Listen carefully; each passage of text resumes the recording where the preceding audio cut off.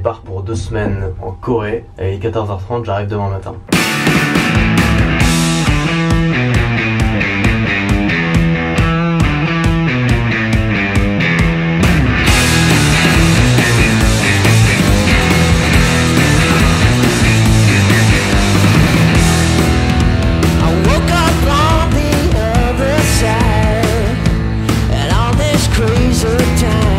Je suis en escale à Francfort, il me reste 20 petites minutes, je vais en profiter pour parler un petit peu avec toi.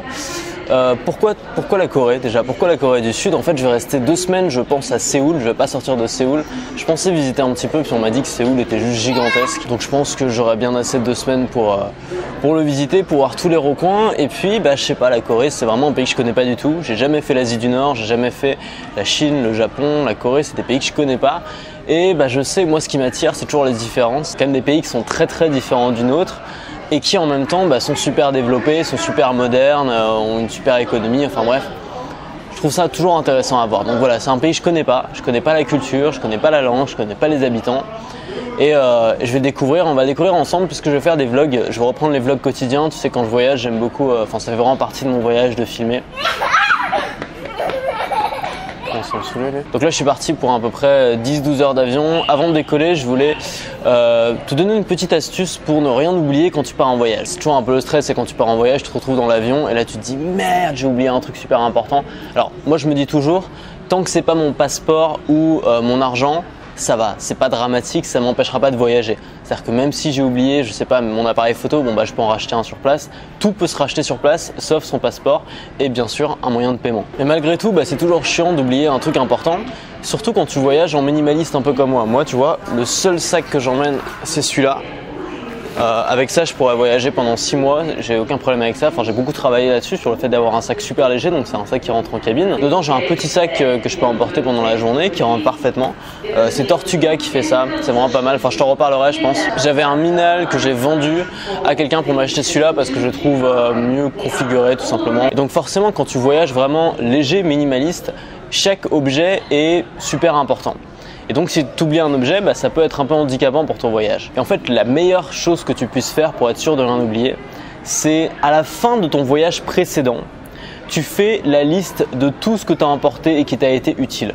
Pourquoi le faire à la fin du voyage et pas au début? Parce que c'est à la fin du voyage qu'on sait véritablement ce qui nous a été indispensable et ce qu'on peut enlever. Et donc quand tu veux voyager vraiment minimaliste et avoir que le nécessaire, c'est important de faire ta liste après le voyage parce que pour un premier voyage, c'est vraiment extrêmement difficile de savoir ce que tu vas vraiment utiliser ou pas. Donc moi, ce que j'avais fait, c'est qu'à la fin de mon voyage au Pérou, j'ai fait une liste complète de tout ce dont j'avais besoin et cette liste, j'ai enregistrée donc sur Evernote, donc j'ai toujours sous la main. Et avant de partir en voyage, je la télécharge. Et sur cette liste, il y a marqué absolument tout ce que je dois emmener, exactement le modèle, la quantité, la marque. Donc je sais précisément ce que je dois emmener, ce qui me permet de ne pas avoir à chaque fois à réfléchir et à faire du cas par cas. Et donc j'ai plus qu'à avoir ma liste et à cocher ce que j'emmène ou ce que j'emmène pas. Alors évidemment, parfois ça dépend. Si tu vas dans un pays chaud, un pays froid, il y a des choses qui varient. Mais tu as déjà un noyau dur, ce qui te permet de ne pas oublier quelque chose de vraiment essentiel, quelque chose que tu dois avoir dans tous tes voyages. Typiquement les trucs genre le chargeur qui sont assez faciles à oublier, quoi. Et puis sur cette liste, tu vas pas seulement noter tout ce que tu dois emmener, tu vas aussi te faire une petite to-do list avant de partir. Tu sais, souvent il y a des trucs à faire avant de partir, il faut arroser les plantes, il faut déposer la clé je sais pas où, enfin bref, il faut lancer une machine, il y a toujours des trucs à faire et donc ça te permet d'avoir une vraie checklist de tout ce que tu as à faire, un peu comme un pilote d'avion qui va checker qu'il a fait toutes les recommandations de sécurité avant de décoller. Ça te permet finalement de partir l'esprit léger sans te dire pendant tout le trajet putain est-ce que j'ai oublié un truc et tout.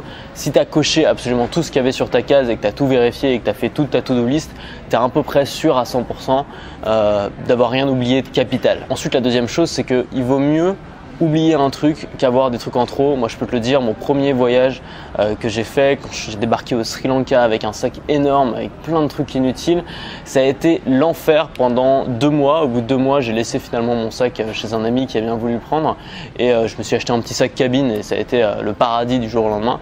Donc si tu veux vraiment avoir un sentiment de liberté, essaye de voyager léger. Le seul moyen de savoir ce dont tu as vraiment besoin, c'est de partir. Alors tu n'es pas obligé de partir 5 mois comme j'avais fait, tu peux partir peut-être 2 semaines à l'étranger ou même pas très loin de chez toi, ou même vivre simplement chez toi avec seulement le strict nécessaire, avec une valise cabine pour voir ce dont tu as vraiment besoin. Et donc il vaut mieux qu'il nous manque un truc qu'on puisse l'acheter sur place. Par exemple, si te manque ta brosse à dents, c'est pas grave, tu l'achèteras sur place. C'est vraiment le genre de...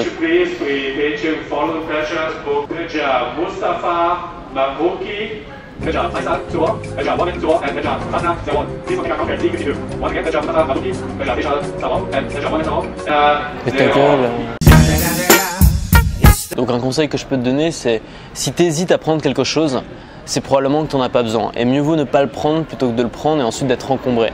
Surtout si c'est un vêtement ou un accessoire de toilette ou quelque chose qui coûte pas très cher que tu peux racheter sur place. On peut quasiment toujours racheter sur place, mais c'est quasiment impossible de se débarrasser des affaires qu'on a en trop sur place. Mais moi je te laisse, je vais passer la nuit dans l'avion. On se retrouve à Séoul.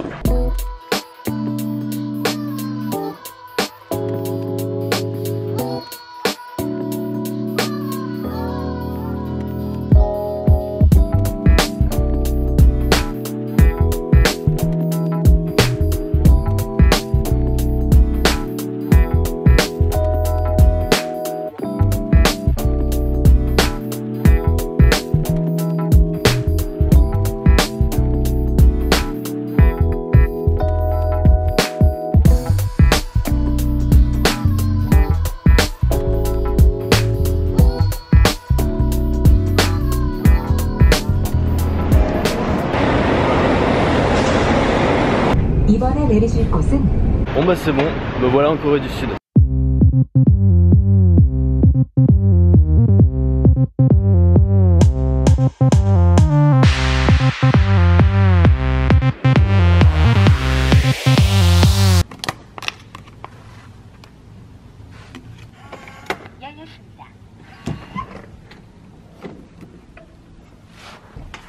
Bon, je te fais la petite visite. Sympa le petit Airbnb, c'est vraiment typiquement la vision que j'avais du petit appart coréen où tout a été pensé pour économiser de la place. Voilà, c'est assez sympa, c'est lumineux et surtout il y a une super vue. Alors là je suis à Ongjik, c'est le quartier le plus animé, le plus touristique et le plus jeune de Séoul. Et donc je reste une semaine ici dans ce quartier, dans ce Airbnb, et la deuxième semaine j'ai pas encore réservé, tout est possible. Peut-être que je vais quitter Séoul pour une autre ville, peut-être que je vais rester à Séoul et que je vais me mettre dans un autre quartier, parce qu'il faut savoir que Séoul c'est extrêmement grand, j'étais absolument pas au courant, mais il y a 23 millions d'habitants. Je sais pas si tu te rends compte, à Paris intramuros il y a 2 millions d'habitants. À Séoul il y en a 23 millions. Bon, je t'avoue que je suis vraiment crevé, j'ai pas dormi depuis hier matin, je me suis forcé à pas dormir cette nuit dans l'avion. Pourquoi? Parce que j'avais fait la bêtise quand j'étais allé au Cambodge de dormir dans l'avion comme un bébé. Et donc quand je suis arrivé au Cambodge, je me suis pas fait au décalage horaire en fait. J'ai vraiment galéré à m'habituer au décalage horaire. Et là le décalage horaire est encore plus gros, c'est pas 5 heures comme au Cambodge, c'est 7 heures. Ça veut dire que quand il est minuit ici, il est seulement 17 heures en France. Donc je me suis dit que l'idéal c'était de me recaler en une fois, en faisant une nuit blanche et en essayant de résister toute la journée pour pas fermer les yeux. Et pour l'instant je m'en suis plutôt bien sorti, mais voilà, je suis fatigué là, tu vois, je commence à dire un peu des conneries. Je te propose qu'on continue cette discussion dans la rue, dans les petites ruelles de, j'allais dire de Sao Paulo. C'est là que tu vois que le mec a pas dormi depuis trop longtemps.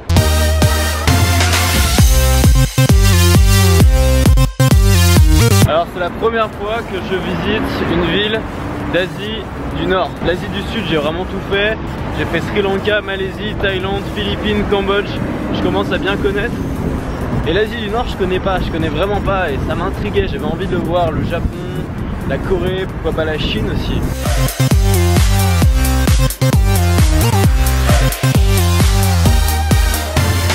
Bon alors je viens de m'apercevoir d'une grosse différence déjà, c'est que ici personne ne traverse le feu rouge. Alors qu'en Asie du Sud, il n'y a pas de feu rouge. Donc, tout le monde traverse n'importe où, c'est le gros bordel. Et là on est un peu entre le chaos que tu peux trouver en Asie du Sud et les rues bien rangées qu'on a chez nous quoi.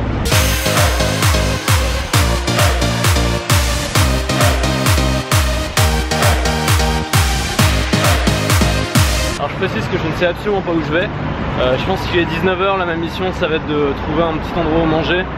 J'ai vraiment envie, pour ma première soirée à Séoul, de manger local. Alors là tu vois, j'ai juste tourné, je me retrouve dans une sorte de Beverly Hills local, avec que des voitures de luxe.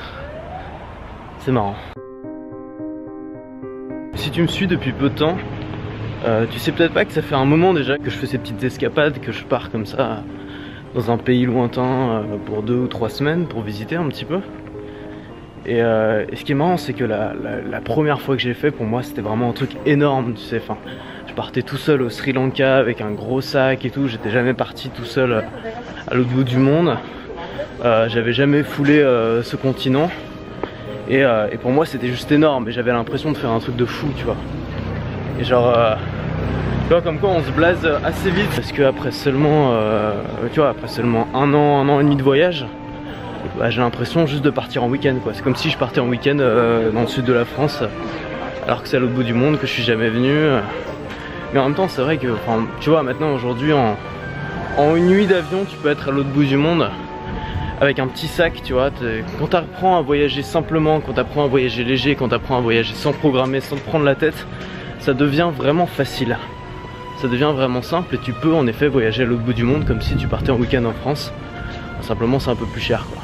Voilà, moi je vais continuer ma balade. Si tu veux en avoir plus sur mes journées, plus de petites infos locales et tout, et plus d'images, abonne-toi à mon Instagram, parce que j'ai décidé de faire mes stories pendant ce voyage, pas sur Snapchat comme les autres voyages, mais sur Instagram, pour voir si ça fait plus d'audience, pour voir si ça marche mieux. Donc c'est un test. Donc si tu as envie de suivre mon voyage quasiment heure par heure, ça se passe sur Instagram, je t'ai mis le lien en description. Moi je vais essayer de me trouver un bon petit coin à manger, et là ça sent bon, donc je pense que j'ai trouvé la bonne rue. Je te dis à demain pour le prochain vlog si je suis encore vivant, et surtout reste libre.